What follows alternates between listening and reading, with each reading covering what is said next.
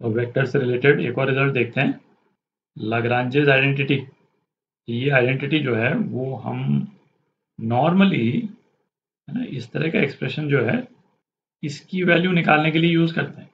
मतलब दो वेक्टर्स के क्रॉस प्रोडक्ट का मैग्नीट्यूड, है ना, क्वेश्चन में आपको कहीं पे दो वेक्टर्स के क्रॉस प्रोडक्ट के मैग्नीट्यूड निकालने की जरूरत पड़े तो डिपेंडिंग ऑन कि क्वेश्चन में क्या दे रखा है, ऑब्वियसली, है ना, आपके दिमाग में ये रहना चाहिए कि हो सकता है इस क्वेश्चन में हमको लाग्रांजेस आइडेंटिटी को यूज़ करने की ज़रूरत पड़ेगी।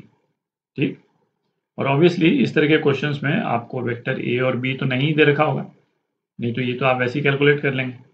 ए और बी नहीं दिया हुआ होगा एंड बाकी तरह की इंफॉर्मेशन होगी, उससे आपको इस एक्सप्रेशन की वैल्यू निकालने की जरूरत पड़ सकती है। तो ये आइडेंटिटी क्या है कि दो वेक्टर्स जिसकी अपन बात कर रहे हैं क्रॉस प्रोडक्ट, उनका स्क्वायर प्लस ए डॉट बी, है ना, ये तो स्केलर ही है, इसका स्क्वायर, है ना, ये किसके बराबर होता है, magnitude of A square into magnitude of B square. और इसका प्रूफ जो है वो सिंपल ही है ना, ये एक्सप्रेशन जो है ये क्या हो जाएगा, मैग्नीट्यूड ए square magnitude B square sine square theta. Theta इन दोनों वेक्टर्स के बीच का एंगल, है ना। ये एक्सप्रेशन ये क्या है, मैग्नीट्यूड ए square magnitude B square cos square theta, है ना। ये लेफ्ट हैंड साइड ये हो गया, है ना, आप देख ही सकते हैं।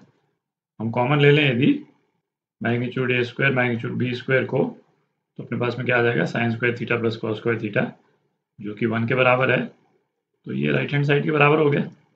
ठीक, प्रूफ तो स्ट्रेट फॉरवर्ड ही है। तो एक क्वेश्चन करते हैं, है ना, उससे आपको आइडिया लग जाएगा किस तरह के क्वेश्चंस में लाग्रांजेस आइडेंटिटी यूज करने की अपने को जरूरत पड़ सकती है। तो एक क्वेश्चन करते हैं, let P Q R be a triangle.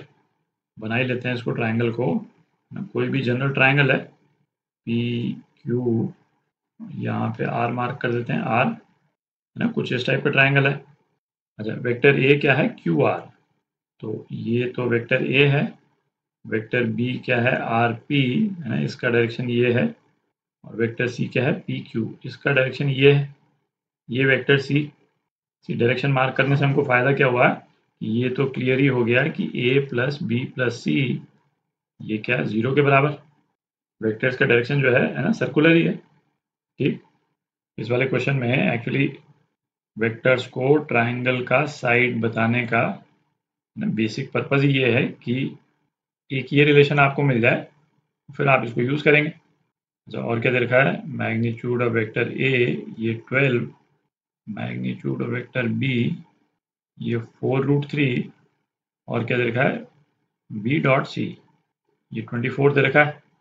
तो इनमें से कौन से स्टेटमेंट्स ट्रू हैं, तो इसमें आप देख सकते हैं कि बाकी ऑप्शंस तो नहीं, पर जैसे इस वाले ऑप्शन को जब चेक करना पड़ेगा तो यहाँ पे क्रॉस प्रोडक्ट का मैग्नीट्यूड अपने से पूछा है चेक करने के लिए, तो यहाँ पे चांसेस हैं कि लाग्रांजेस आइडेंटिटी लगेगी। ठीक, तो एक से ज़्यादा ऑप्शन करेक्ट हो सकते हैं ना, सारे ऑप्शन चेक करने हैं अपने को। पहला ऑप्शन देखते हैं, पहले ऑप्शन में मैग्नीट्यूड ए तो दिया हुआ ही है, मैग्नीट्यूड सी स्क्वायर निकालना है अपने को। ठीक, तो चूंकि बी डॉट सी अपने को दिया हुआ है, तो अपन इस वाले एक्सप्रेशन को किस तरह से लिख सकते हैं, है ना, इसको दूसरी तरफ ले जाएं, बी प्लस सी। ठीक, दोनों वेक्टर्स का मैग्नीट्यूड अपन ले लें दोनों तरफ, तो ये हो जाएगा। ठीक, और चूंकि दोनों वेक्टर्स का मैग्नीट्यूड ही ले रहे हैं, तो माइनस ऑफ बी प्लस सी या बी प्लस सी, है ना, बात तो एक ही है, इसको मैं प्लस कर देता हूँ, मैग्नीट्यूड सेम ही आएगा। और अब इसका अपन स्क्वायर भी कर देते हैं। ठीक, तो ये क्या हो जाएगा, magnitude A square is equal to magnitude B square plus magnitude C square plus twice B dot C, है ना, यही होता है। अब अपन वैल्यूज डाल दें, तो मैग्नीट्यूड ए स्क्वायर ये क्या हो जाएगा, 144, मैग्नीट्यूड बी स्क्वायर ये कितना है, 16 इंटू 3 मतलब 48 plus magnitude C square plus twice B dot C ये भी क्या हो जाएगा, 48 हो जाएगा। तो अपने पास में क्या आ गया, मैग्नीट्यूड सी स्क्वायर आ गया, है ना, ये 96 144 में से माइनस करेंगे तो ये भी 48 ही आ गया। ठीक, तो अब ए ऑप्शन अपन चेक करें, मैग्नीट्यूड सी स्क्वायर बाई 2, है ना, 48/2 माइनस मैग्नीट्यूड ऑफ ए, है ना, ये कितना आ जाता है, ये 12 आ जाता है, और वही अपने को दे रखा है। इसका मतलब ऑप्शन ए करेक्ट है। अच्छा, ऑप्शन बी में यहाँ पे प्लस दिया हुआ है, पर ये वाली जो क्वांटिटी है ये क्या है, ये तो 24 है। 24 प्लस 12 है ना, 30 के बराबर नहीं है, तो बी कैंसिल आउट हो गया।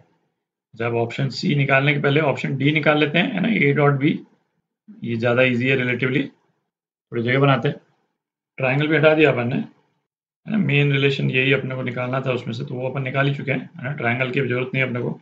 अच्छा, ए डॉट बी की वैल्यू चेक करनी है अपने को, अगेन इस वाले रिलेशन को यूज़ करते हैं। अब की बार ए और बी को दूसरी तरफ ले जाते हैं, एग्जैक्टली सेम एक्सरसाइज कर लेंगे अपन, क्योंकि अब मैग्नीट्यूड ऑफ सी स्क्वायर तो आएगी अपने पास में। मैग्नीट्यूड सी स्क्वायर यहाँ लिख लेते हैं, क्या आया था, 48। ठीक, जैसे पिछली बार अपन ने एक्सरसाइज की थी, मैग्नीट्यूड ऑफ सी स्क्वायर, ये इसका मैग्नीट्यूड स्क्वायर तो मैंने लगा ही दिया पहले, इसको प्लस ले लेते हैं, तो ये क्या हो गया, magnitude C square is equal to magnitude A square plus magnitude B square plus twice A dot B. ठीक, तो अब सारी वैल्यू डाल दें अपन, 48 is equal to A square 144 plus B square, ये कितना था 48 plus twice A dot B, तो 48 कैंसिल आउट हो गया, तो अपने पास में ए डॉट बी क्या आ जाता है, ए डॉट बी ये क्या आ जाता है, -72 आ जाता है।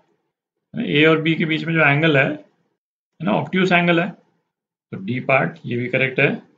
अब इसको चेक करते हैं, इसमें पहला काम तो अपन क्या करेंगे कि मैग्नीट्यूड के अंदर अपने को दो वेक्टर्स दे रखे हैं, है ना, पहला वेक्टर ये दे रखा है, दूसरा वेक्टर ये दे रखा है ना, कोशिश करेंगे एक ही वेक्टर के फॉर्म में आ जाए। तो अगेन जो मेन रिलेशन है वो क्या है, a plus b plus c is equal to 0। अपने को ए क्रॉस बी लाना है, तो इस पूरे एक्सप्रेशन को ए से इसका क्रॉस प्रोडक्ट कर देते हैं, तो ये क्या हो जाएगा, ए क्रॉस ए, ये तो 0 ही हो गया, तो a cross B plus A cross सी, है ना, इज इक्वल टू 0। तो ये क्या हो गया, a cross b is equal to minus of A cross c, इसको रिवर्स करके लिख दें, is equal to c cross A.